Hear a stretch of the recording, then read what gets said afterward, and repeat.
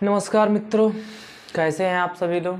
हमें उम्मीद है कि आप बहुत अच्छे होंगे। आज हम लोग जो है हेलो एल्केन के पार्ट नंबर 2 की शुरुआत करने जा रहे हैं।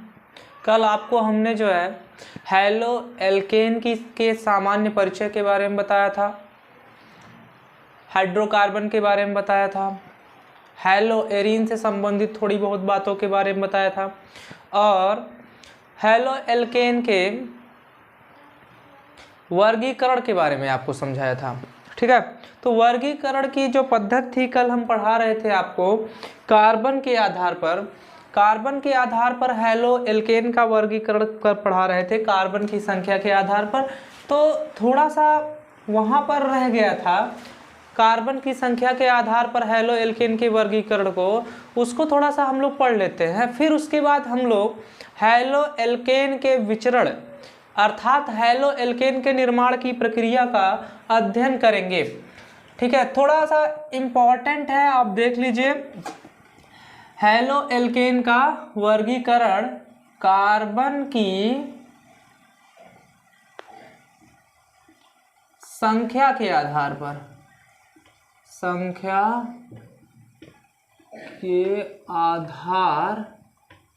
पर हेलो एल्केन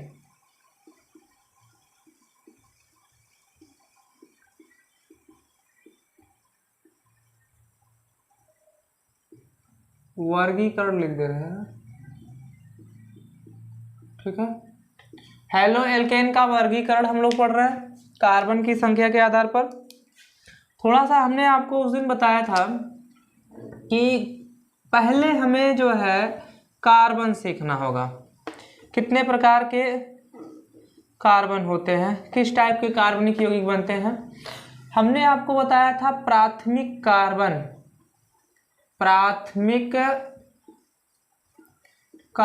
के बारे में।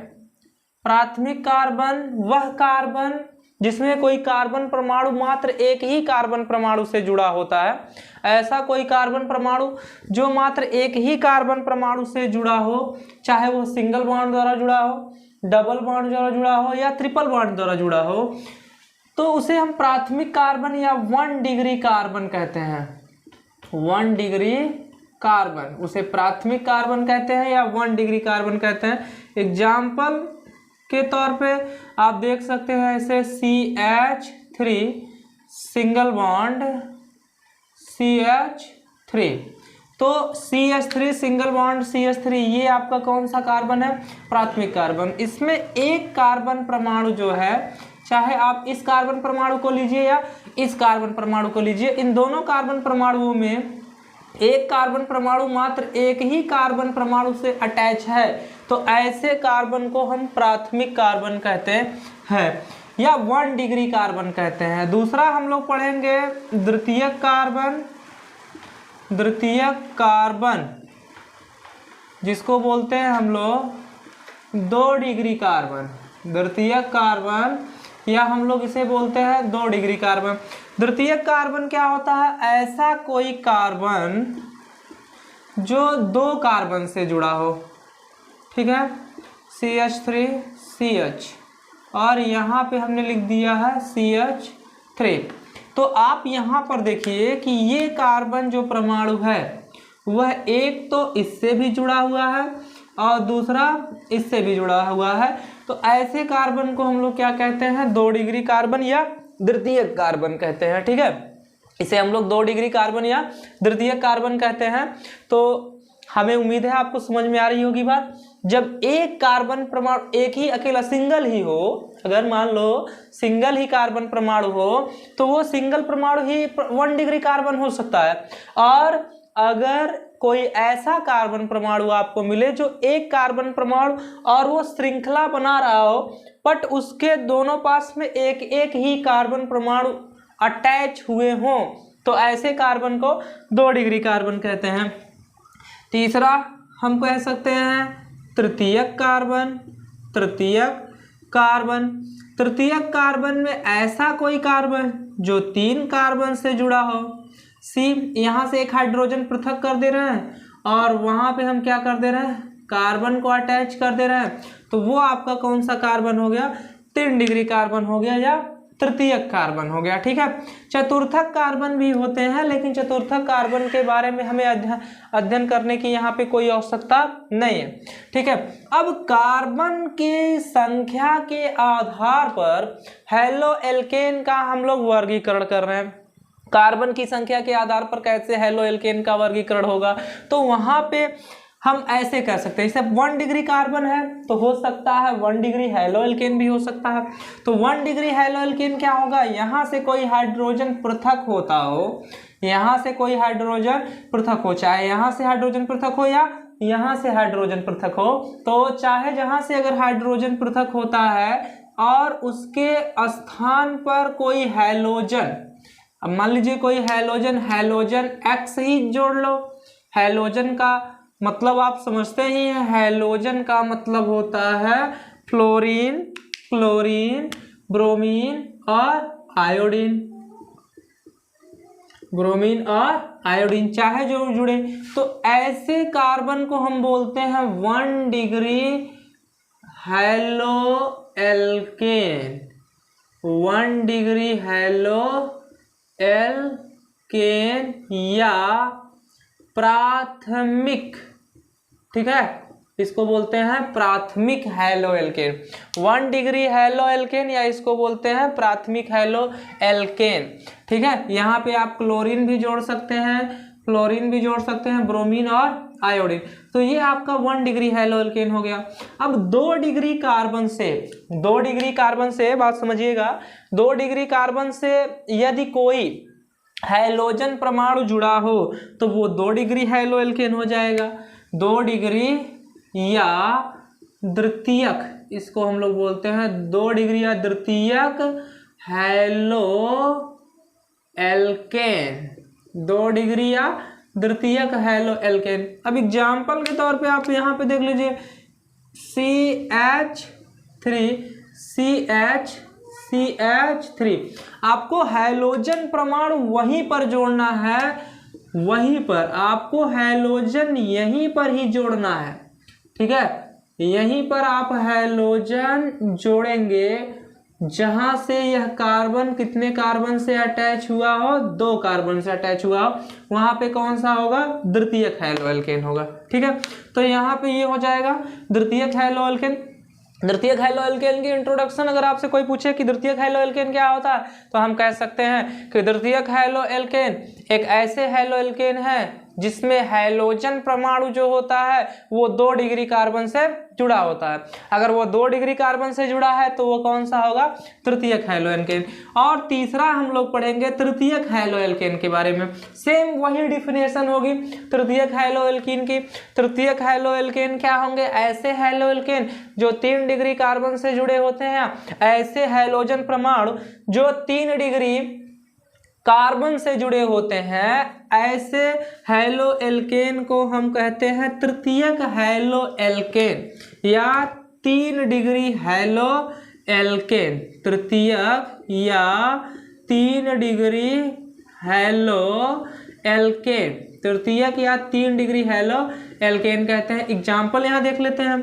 एग्जाम्पल देखेंगे तो यहाँ पे जो हाइड्रोजन परमाणु है वो विस्थापित होगा, CH3 सिंगल बॉन्ड H, यहाँ पे आपका आ गया CH3 और ये CH3, और यहाँ पे जो हाइड्रोजन परमाणु था वो बाहर आ गया और यहाँ पर कोई क्या जुड़ गया, हैलोजन। अब सपोज मान लीजिए हैलोजन में हमने क्या जोड़ दिया है, क्लोरीन जोड़ दिया, तो ये आपका हो गया 3 डिग्री हैलो एल्केन। क्या हो गया, 3 डिग्री हैलो एल्केन हो गया। ठीक है, तो कल हमने इसके पहले वाले वीडियो में हमने आपको बताया था 3 डिग्री हैलो एल्केन कार्बन परमाणु की संख्या के आधार पर हैलो एल्केन का वर्गीकरण। ठीक है, तो अब जो है कार्बन परमाणु की संख्या के आधार पर हैलो एल्केन का वर्गीकरण यहीं पर समाप्त होता है, और एक टॉपिक और बचता है हैलो एल्केन के वर्गीकरण का, और वो होता है CX बंध के आधार पर CX बंध के आधार पर हैलो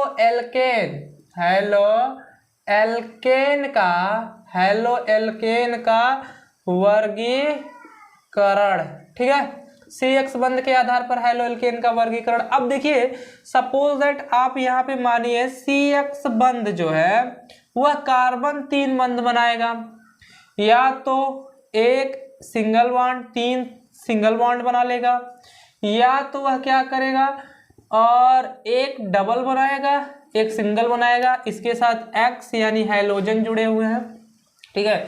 X को आप X है, ये हैलोजन है, ठीक है। ये इसके साथ क्या जुड़े हुए हैं, हैलोजन जुड़े हुए हैं, यहाँ पे हैलोजन जुड़े हुए, या एक ट्रिपल बॉन्ड के साथ क्या बनाएगा और हम कह सकते हैं हैलोजन परमाणु जुड़ा होगा। तो आप कभी कभी देखते हैं ना कंपाउंड्स यौगिकों में जो है कहीं कहीं पे आप देखते हैं 3 एकल बंध के साथ आपका हैलोजन परमाणु जुड़ा हुआ है।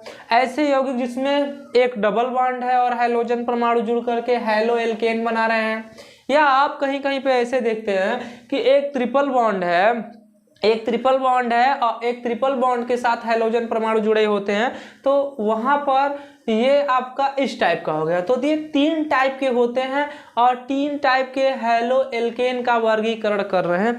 बस आप यहाँ पे एक छोटी सी बात ध्यान में रखेंगे कि जब देखिए यहाँ पर जो सिंगल बॉन्ड बनता है तो सिंगल बॉन्ड के नाते यहाँ पर हाइब्रिडेशन होता है। 11वीं की कक्षा में आप लोगों ने पढ़ा होगा हाइब्रिडेशन संकरण के बारे में।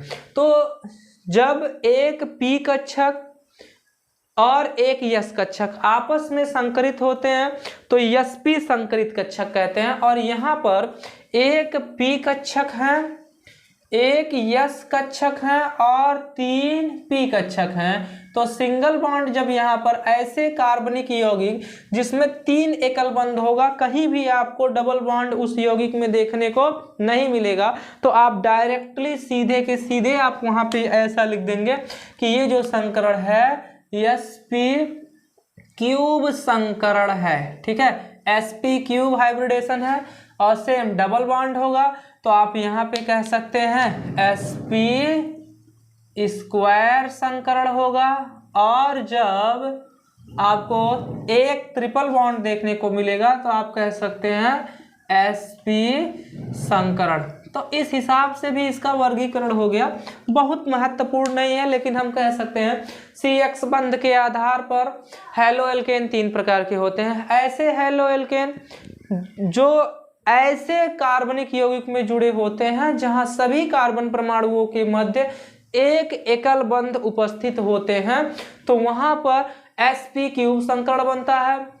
और जहां पर डबल बॉन्ड मिलेंगे उस यौगिक में उसे हम लोग क्या कहते हैं, sp² संकरण कहते हैं। और जहां पर हमें ट्रिपल बॉन्ड कहीं एकाध यौगिक में मिल गया तो उसे हम कहते हैं sp³ संकरण। अब हम आप लोगों को जो है देखिए वर्गीकरण की सारी सिस्टम सब तो आपको खत्म हो गई है।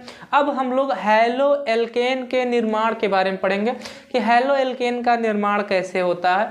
बहुत सारे एग्जाम्स में बहुत ज़्यादा क्वेश्चन आते हैं हैलो एल्केन के निर्माण के संदर्भ में, या आपसे ऐसे कुछ डायरेक्टली प्रश्न करते हैं कि आप एक यौगिक से दूसरे यौगिक का फॉर्मेशन कैसे करते हैं। तो इस चीज़ के बारे में पढ़ना है, तो हम लोग देख लेते हैं हैलो एल्केन का विचरण। लिख सकते हैं हैलो एल्केन का विचरण। विचरण का मतलब हो जाएगा आपका निर्माण। हैलो एल्केन का निर्माण। पहली विधि हम लोग हैलो एल्केन के निर्माण की पढ़ेंगे हैलोजन अम्लों के द्वारा। पहला पढ़ेंगे हैलोजन अम्लों के द्वारा। हैलोजन अम्लों के द्वारा। अब देखिए थोड़ी सी बात हम लोग समझ लेते हैं, यहाँ पर पास में देख लेते हैं हैलोजन अम्ल क्या होते हैं। ठीक है, हैलोजन अम्ल, ठीक है, हैलोजन अम्ल क्या होते हैं। हैलोजन आपने पढ़ा हैलोजन के बारे में, पूरी जानकारी आपको मालूम है कि आवर्त सारणी में जो है वर्ग नंबर 17 के जितने भी तत्व होते हैं हैलोजन एलिमेंट्स कहे जाते हैं। और जब हैलोजन में हाइड्रोजन सहसंयोजक बंध के द्वारा जुड़कर यौगिक बनाता है तो उसे क्या कहते हैं, हैलोजन अम्ल कहते हैं, ठीक है, उसे हम लोग हैलोजन अम्ल कहते हैं। अब सपोज दैट हाइड्रोजन जो है फ्लोरीन के साथ जुड़ा तो हाइड्रोजन फ्लोराइड हो गया, हाइड्रोजन क्लोरीन के साथ जुड़ा तो हाइड्रोजन क्लोराइड हो गया, हाइड्रोजन ब्रोमीन के साथ जुड़ा तो हाइड्रोजन ब्रोमाइड हो गया, हाइड्रोजन आयोडीन के साथ जुड़ा तो हाइड्रोजन आयोडाइड हो जाएगा। आपने इसके पहले पिछले कक्षाओं में पढ़ा होगा कि जिस परमाणु का आकार जितना अधिक होता है उनके अणुओं के मध्य कार्य करने वाला आकर्षण बल उतना कम हो जाता है। तो जब आकर्षण बल अट्रैक्शन कम हो जाता है तो आसानी से टूट जाएंगे, जब आसानी से टूट जाएंगे तो रिएक्शन भी बड़ी आसानी से हो जाएगी। तो यहाँ पर आप देखें तो फ्लोरीन का साइज छोटा है, क्लोरीन का उससे बड़ा, ब्रोमीन का उससे बड़ा, और सबसे बड़ा किसका होगा, आयोडीन का होगा। तो इस हिसाब से अगर क्रियाशीलता का क्रम देखें, क्रियाशीलता का क्रम, क्रियाशीलता का क्रम, अगर हम क्रियाशीलता के क्रम को देखें तो हाइड्रोजन आयोडाइड को की क्रियाशीलता ज़्यादा होगी, हाइड्रोजन ब्रोमाइड की उससे कम, हाइड्रोजन क्लोराइड की उससे कम, और सबसे कम क्रियाशीलता किसकी होगी, हाइड्रोजन फ्लोराइड की। तो हैलोजन अम्लों के द्वारा हम लोग क्या कर रहे हैं, किसका निर्माण कर रहे हैं, हैलो एल्केन का, वो भी किसके द्वारा, एल्कोहल के द्वारा। आपको मालूम होगा कि एल्कोहल में single bond OH, single bond OH का क्रियात्मक समूह उपस्थित होता है। अगर आपको ये नहीं समझ में आता है तो प्लेलिस्ट में पढ़ी जाकर वीडियो को आप देख करके एल्कोहल के विषय में आप पढ़ सकते हैं, ठीक है। और इसके फर्स्ट पार्ट हमने अपलोड कर दिया, आप फर्स्ट पार्ट को भी जाकर देखिए, आपको और भी अच्छे से समझ में आएगा। तो एल्कोहल है, अब एल्कोहल को, एल्कोहल ले रहे हैं हम लोग, जैसे यहाँ पर CH3OH, इसको बोलते हैं मेथेनॉल या मेथिल एल्कोहल, मेथिल एल्कोहल। और मेथिल एल्कोहल की क्रिया हम पहले किससे कराएंगे, हाइड्रोजन आयोडाइड से। तो जब हाइड्रोजन आयोडाइड से क्रिया कराएंगे तो ये OH इस H के साथ जुड़कर क्या बना लेगा, H2O, जल बना लेगा, और ये आयोडीन डायरेक्टली जा करके यहाँ पे क्या हो जाएगा, फिट हो जाएगा और बनाएगा आयोडोमेथेन। क्या बनाएगा, आयोडोमेथेन। दूसरी सिस्टम, दूसरी विधि को आप देख लीजिए, दूसरी विधि को देखेंगे आप तो ये देखिए, यहाँ पर हाइड्रोजन आयोडाइड की क्रियाशीलता का मान बहुत अधिक था। अब इसकी क्रियाशीलता इतनी अधिक है कि इसे तोड़ने के लिए हमें किसी अन्य चीज़ की आवश्यकता नहीं पड़ती। तो तोड़ने के लिए किसकी आवश्यकता पड़ती है, तो तोड़ने के लिए हमें किसकी आवश्यकता पड़ती है, उत्प्रेरक की आवश्यकता पड़ती है। अब जैसे देखिए, हाइड्रोजन ब्रोमाइड की क्रियाशीलता हाइड्रोजन आयोडाइड से थोड़ा कम है, तो फिर हम ले लेते हैं मेथिल एल्कोहल, और मेथिल एल्कोहल की क्रिया करा रहे हैं हाइड्रोजन ब्रोमाइड से। तो सेम रिएक्शन, ब्रोमीन जो है जाकर डायरेक्टली इससे जुड़ेगा और ये OH H के साथ रिएक्शन करेगा और बनाएगा H2O, और ये हो जाएगा CH3Br यानी ब्रोमोमेथेन, ये बना लेगा ब्रोमोमेथेन। पर ये टूटा, इसे तोड़ने के लिए हमें आवश्यकता पड़ेगी कॉन्संट्रेशन H2SO4 यानी सांद्र सल्फ्यूरिक अम्ल। सांद्र सल्फ्यूरिक अम्ल वो जादूगर है जो हाइड्रोजन ब्रोमाइड के बंधों को तोड़ देता है और आसानी से ब्रोमीन जाकर CH3 से जुड़ जाता है और हाइड्रोजन OH से रिएक्शन करके जल बना लेता है और हमारा बनता है हैलो एल्केन। ठीक है, हमारा बनता है हैलो एल्केन। हैलो एल्केन यानी RX। ठीक है, RX। अब तीसरा हम देख सकते हैं, जिसे मान यहाँ पर है हम हमारे पास मेथिल एल्कोहल या methanol. Methanol, methanol, methyl alcohol या मेथेनॉल, और इसकी क्रिया कराएंगे हाइड्रोजन क्लोराइड के साथ। तो अब की बार ये उससे भी हाइड्रोजन ब्रोमाइड से भी कम क्रियाशीलता है, तो उससे अच्छे उत्प्रेरक की आवश्यकता पड़ेगी। तो हम लोग लेंगे यहाँ पे उत्प्रेरक निर्जल ZnCl2। ZnCl2 हाइड्रोजन क्लोराइड में हाइड्रोजन और क्लोरीन को अलग अलग तोड़ देगा, और जब अलग अलग तोड़ देगा तो क्लोरीन डायरेक्टली जाकर इसके नाभिक से जुड़ जाएगा और बना लेगा CH3Cl और H2O। ठीक है, तो ये आपका बन जाएगा क्लोरोमेथेन।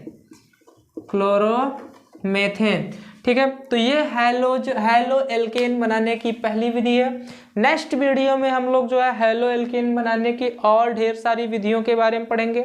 हेलो एल्केन के रासायनिक गुणधर्म के बारे में पढ़ेंगे। तो हमें उम्मीद है कि ये वीडियो आपको बहुत अच्छा लगा होगा। अगर अच्छा लगा तो आप सभी दोस्तों में शेयर कीजिए, चैनल को सब्सक्राइब कीजिए और बेल आइकन को ज़रूर दबा लीजिए, क्योंकि नेक्स्ट वीडियो की अपडेट आपको टाइम टू टाइम मिलती रहे। धन्यवाद।